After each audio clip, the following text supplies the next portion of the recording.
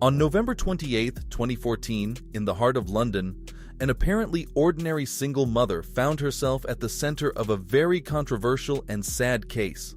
Sarah Sands, a 32-year-old mother of three, had recently won a public home in Silvertown, East London, promising her family a new beginning. She had no idea that this fresh beginning would lead to a sequence of events that would split perspectives and put the bounds of justice to the test. Sarah Sands, a 32-year-old single mother of three, found herself in an unusual scenario on November 28, 2014, in London, England.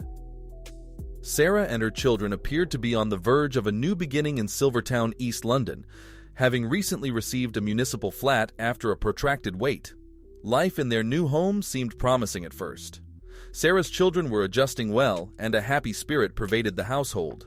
The serenity, however, was disrupted by an unexpected source. A 77-year-old guy named Michael, who lives in the nearby block of apartments. Using the alias Michael, he pretended to be a pleasant and isolated old man and struck up a friendship with Sarah. Michael even issued a job offer for weekend labor at a nearby news agency store to Sarah's eldest son Bradley, going above and beyond normal neighborly exchanges. Sadly, the situation deteriorated when it was revealed that Michael had methodically manipulated and mistreated Sarah's twin boys. Bradley, Sarah's eldest son, was deeply upset by the revelation, forcing him to admit that he too had been a victim of Michael's mistreatment. Overwhelmed by the loss and battling with remorse for what had happened while she was in charge, Sarah acted quickly, notifying the police. However, the ensuing events further exacerbated the situation. Michael was detained, but the surprise came when he pleaded not guilty and was mysteriously freed on bond. This choice enabled him to return to his accommodation, which was alarmingly near Sarah's house. Sarah's children insisted on leaving their house, fearful for their safety and traumatized by the absence of judicial help. Despite Sarah's heartfelt appeals, officials declined to rearrest Michael or assist with his move. Sarah was obliged to take sanctuary at her mother's house due to an urgent need for safety and protection. Even in this new refuge, the authorities continued to ignore their responsibilities, aggravating Sarah's distress.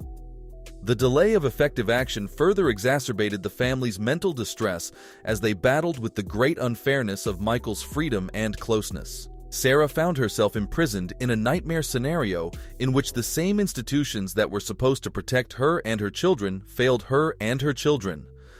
As Sarah's sadness grew, November 28, 2014, became a watershed moment in her life. She returned to her flat alone, feeling a great load of shame and wrath after having 2 bottles of alcohol. The weight of her children's suffering and the authorities' apparent desertion were overpowering. Sarah faced Michael with a 12-inch knife, driven by a strong urge for him to acknowledge the horrible atrocities perpetrated against her children. Michael's experience was emotionally intense and hostile. Sarah demanded a confession, but Michael flatly denied any culpability. The discussion became increasingly heated with emotions pouring over. Sarah resorted to violence as a result of an outpouring of rage and frustration, as well as a mother's need to protect. She stabbed Michael 8 times before fleeing the scene in a sad sequence of events. In the aftermath, the lifeless corpse of Michael, subsequently identified as Robin Malt, was discovered in his flat. Sarah, who was in an emotional state, brought herself into the police, admitting her activities. Her motivation, she maintained, was not a deliberate desire to kill, but rather an impulsive attempt to get Michael to confess to the atrocities against her children. Sarah was thrust into the limelight as a result of the ensuing judicial processes, with her case being judged extraordinary due to the unusual circumstances. The court acknowledged the systemic flaws that had permitted Michael's continuing closeness to Sarah and her children. Despite her admission, Sarah was charged with manslaughter due to lack of control and sentenced to 3.5 years in prison. This line, on the other hand, sparked debate. Sarah's punishment was increased to 7 years after an appeal stated that her conduct was premeditated. The decision to lengthen her punishment elicited conflicting reactions, underscoring the case's polarization. Sarah was released in August 2018, capping out a 4-year punishment. Throughout this time, public opinion remained divided, causing Sarah's children, who had renounced their right to anonymity, to speak out in support of their mother. They said that Sarah's desperate acts were motivated by a mother's urge to protect her children, highlighting Sarah's lack of regret. Sarah maintained her position after her release, stating that the task of guaranteeing her children's safety had rested on her shoulders as a result of perceived shortcomings in the authorities' action.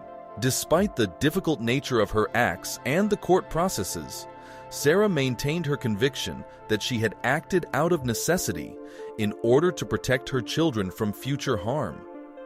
The case's aftermath generated serious concerns about the judicial system's competence, the intricacies surrounding problems of premeditation, and the extent to which individuals may go in desperate attempts to protect their loved ones. Sarah's narrative became a focal point in conversations about the difficult balance between justice, extraordinary circumstances, and the legal framework's limits in handling instances driven by genuine desperation and a mother's steadfast instinct to protect her family. Sands has joined forces with groups calling for stricter penalties for homosexuals who alter their names. Pleasted had changed his name from Robin Molt, according to the court. Efforts to tighten limits on sexual offenders changing their identities are gathering support, and Sands is actively involved in the push. The Home Office admitted undertaking a study but cited sensitivity considerations, barring the release of material that may be abused by criminals. Nonetheless, the Home Office emphasized the UK's strong procedures for dealing with sexual offenders in the community, claiming that the country's authorities are harsh in comparison to worldwide norms. Despite the desire for stricter laws, the Home Office is committed to the stringent implementation of measures aimed at controlling sexual offenders and protecting the public. However, the appeal's emphasis on symptoms of premeditation attracted attention to the complex character of Sarah's conduct on that pivotal November night. It emphasized the subtle interplay of emotions and situations that culminated in Sarah and Michael's heated encounter. As the debate progressed, several points of view arose, with some believing that the longer sentence was an appropriate and proportional reaction to the perceived seriousness of Sarah's acts. Others, on the other hand, began to dispute the judicial system's ability to properly appreciate the specific variables at work in this complicated case.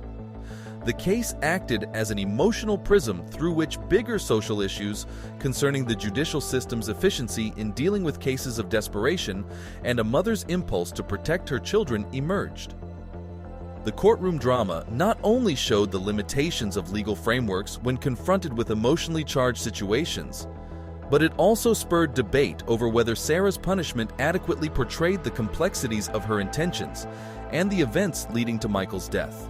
Following the prolonged sentence, public conversation continued to evolve, with people expressing differing opinions on the appropriateness of the court decision.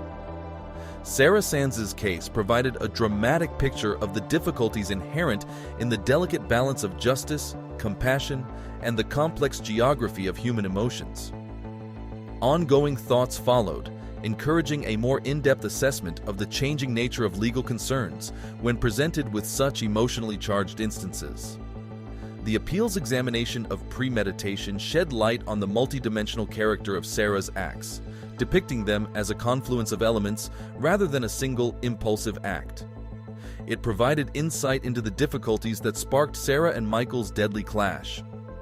As social debates emerged, the case became a catalyst for challenging the sufficiency of current legal systems in capturing the subtleties of desperate circumstances. Sarah Sands' case stood out as a microcosm of the larger issues that the court system faces when dealing with emotionally sensitive situations. The unusual combination of maternal instinct, social failings, and the complex web of human emotions highlighted the inherent challenges in developing answers that meet both legal principles and popular sensibilities. The continued observations triggered by this case signaled an increasing awareness of the changing terrain of legal issues, especially in circumstances where the intricacies of human emotions intersect with the quest for justice. We are forced to ponder the difficult balance between justice and the intricacies of human feeling in the aftermath of Sarah Sands' case. How can we secure a sophisticated understanding that meets both legal rules and the complexities of the human experience when judicial institutions cope with instances fueled by desperation? What do you feel is the key to striking this balance? Well, that's it for today. Make sure that you like and subscribe to our channel for more amazing videos. Thanks for watching the video. We'll see you at the next one.